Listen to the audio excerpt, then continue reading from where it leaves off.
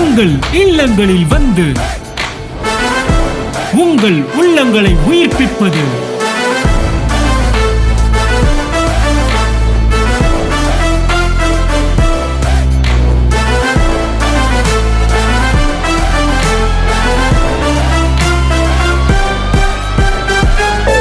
உங்கள் channel DJ.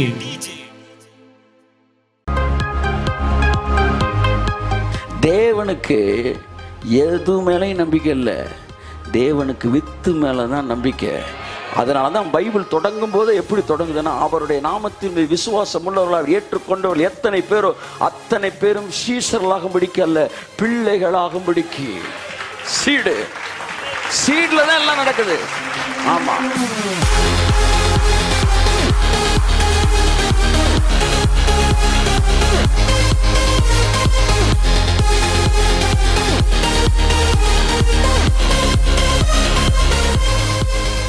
ஒரு மனிதன் எதன் அடிப்படையில் செயலாற்றுகிறான்? சட்டத்தின் அடிப்படையில் அவன் செயலாற்றவில்லை, பயத்தின் அடிப்படையில் செயலாற்றவில்லை. சிறைச்சாலைகள் மூடிதான் இருக்கிறது, ஆனாலும் அது நிரம்பிக் கொண்டே இருக்கிறது. ஆலயங்கள் திறந்துதான் இருக்கிறது, ஆனாலும் அவைகள் காலியாகவே இருக்கிறது. எதன் அடிப்படையில் மனிதன் முடிவு? சார், நீங்க ஃப்ரீடம் கொடுத்துட்டீங்க சார், ஃப்ரீடம் கொடுத்துட்டீங்க, அதனால என்ன வேணாலும் செய்வாங்க சார். ஆமா, கதவை கூட திறந்தா வச்சிருக்கோம், சர்ச்சில் வரமாட்டேன்ற. அப்ப ஃப்ரீடத்தின் அடிப்படையில் ஒன்ன செய்யல, விருப்பத்தின். நீ ஃப்ரீடத்தின் அடிப்படையில் செயல்பட்டால் திறந்து வச்சிருக்க கதவுக்கு நீ உள்ள வந்திருக்கணுமே, வரலையே நீனு. ஏன்னா ஆலயத்தின் கதவு திறந்திருந்தாலும் உன் மனதில் இருக்கிற விருப்பத்தின் அடிப்படையில் தான் நீ செயல்படுகிறாய். ஈபிகோவில் ஏகப்பட்ட சட்டங்கள் இருந்தாலும், இந்தியன் பீனல் கோட்ல ஏகப்பட்ட சட்டங்கள் இருந்தாலும், அதெல்லாம் அவனை மிரட்டினாலும், சர்ச்சு காலியாக கிடக்கு, ஜெயிலு நிரம்பி இருக்கு. நான் கேட்குறேன், இவனை மிரட்டி வச்சனால சிறைச்சல காலி ஆயிடுச்சா? இல்லையே. அப்ப மனிதன் எதன் அடிப்படையில் செயல்படுகிறான்? விருப்பத்தின் அடிப்படையில் செயல்படுகிறான். விருப்பம் எதன் அடிப்படையில் உருவாக்கப்படுகிறது? டிஎன்ஏயின் அடிப்படையில் உருவாக்கப்படுகிறது. அது குணம், அது வித்து, அவ்வளவுதான். அதுதான் சொத்து. ஆமா, அதோட முடிச்சுட்டு கிளம்பிடும். Grace means seed. ஒரே வார்த்தையில நூற்றுக்கணக்கான கேள்விகளுக்கு வாயில் அடிச்சிருது இந்த வசனம். மனிதன் சீடின் அடிப்படையில் தான் வேலை பார்க்கிறான். ஆமீன் சொல்லுங்க. ஆமா, நாய் குலைக்கும், சிங்கம் கர்ஜிக்கும், கழுத கணைக்கும். போய் டியூஷன் எடுத்து கொடுத்தோம், அது எதுக்கு எப்படி தெரியுது? நீ ஒரு கழுதை, நீ ஒரு கழுதை, நன்றாக புரிந்து கொள். அதுக்குள்ள ஏதோ ஒன்று சொல்லுது. அந்த ஏதோ ஒன்றுன்றேன்ல, அதுதான் கிரேஸ்குள்ள சீடு, சீடு, சீடு, சீடு. ஆமாம், ஆமாம். தேவனுக்கு எது மேலேயும் நம்பிக்கை இல்லை, தேவனுக்கு வித்து மேலே தான் நம்பிக்கை. அதனால தான் பைபிள் தொடங்கும் போது எப்படி தொடங்குதுன்னா, அவருடைய நாமத்தின் மீது விசுவாசம் உள்ளவர்களால் ஏற்றுக்கொண்டவர்கள் எத்தனை பேரோ அத்தனை பேரும் சீஷர்களாகும்படிக்கு அல்ல, பிள்ளைகளாகும்படிக்கு. சீட்ல தான் எல்லாம் நடக்குது. ஆமா, சீடு வந்துருச்சுன்னா ஒண்ணுமே தேவை இல்லை. அதான் அதான் அந்த சீடு எல்லாத்தையும் செஞ்சிடும். அல்லேலூயா சொல்லுங்க. ஆமா, இது எப்படி இருக்குன்னா, பிசாசுக்கு தெரியும். புரிஞ்சுக்கங்க, பிசாசுக்கு இது தெரியும். ஆதியாகமம் 2ஆம் அதிகாரம் 3ஆம் அதிகாரத்தில் 4ஆம் அதிகாரத்தில், மன்னிக்கும் 5ஆம் அதிகாரம் 6ஆம் அதிகாரத்தில் சினிமா இருந்துச்சா? சினிமாவினால் ஜனங்கள் கெட்டு போகிறார்கள் ஐயா, சினிமாவை நாம் அடிக்கும்படிக்கு ஜெபிப்போம் ஜெபிப்போம்ன்றான். திடீர்னு ஜெப குறிப்பு மாறிடுச்சு. சினிமாவை விட அடுத்த பாசம், இன்டர்நெட்டை நாம் அழிக்கும்படி ஜெபிப்போம் ஜெபிப்போம்ன்றான். நீ இதெல்லாம் அழிச்சாலும் அவன் மாற மாட்டான்.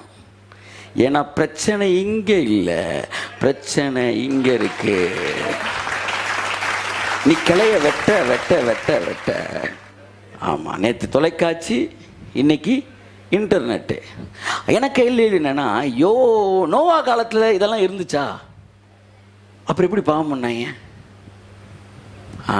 பாவத்துக்கு இன்டர்நெட் தேவையில்லை. சொல்லுங்க, பாவத்துக்கு தொலைக்காட்சி தேவையில்லை. பாவத்துக்கு எதுவுமே தேவையில்லை. ஏன்னா பாவம் என்பது பொருட்கள் சம்பந்தப்பட்டது அல்ல, அது வித்து சம்பந்தப்பட்டது. ஆமென். பரிசுத்தத்துக்கு வருவோம். பரிசுத்தத்திற்கும் நம்ம எல்லாருக்கும் பைபிள் இருக்கு, நம்மெல்லாம் பரிசுத்தமாக வாழ்கிறோம். முதல் நூற்றாண்டில் இந்த கிறிஸ்தவர்களுக்கு பைபிளே இல்லை. அப்ப எது அவனை இயேசுவை போலவே அற்புதம் செய்ய வைத்தது எது? இயேசுவை போலவே வாழ வைத்தது எது? அவர்களுக்குள் இருந்த வித்து. தேவன் இந்த உலகத்தில் எதையும் நம்பவில்லை, தன்னுடைய வித்தை மாத்திரமே நம்புகிறார். வித்து மட்டும்தான் எனக்குள்ளே வேலைகளை செய்து கொண்டிருக்கிறது. வித்து மட்டும்தான் எனக்குள்ள விஷயங்களை செய்து கொண்டிருக்கிறது.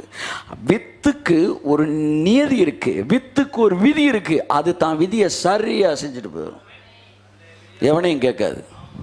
ஆமாம், அது உள்ளே போயிடுச்சுன்னா வேலை பார்த்துக்கிட்டே இருக்கும்.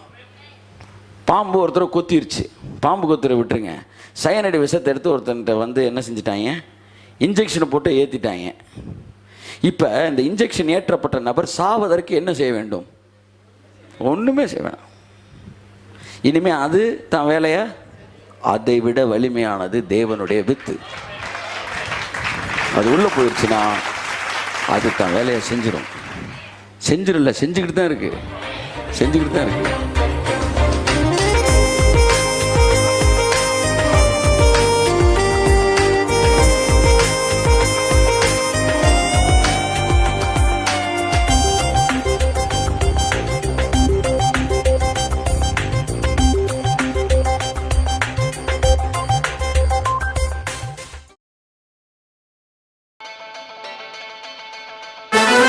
உங்கள் இல்லங்களில் வந்து உங்கள் உள்ளங்களை உயிர்ப்பிப்பது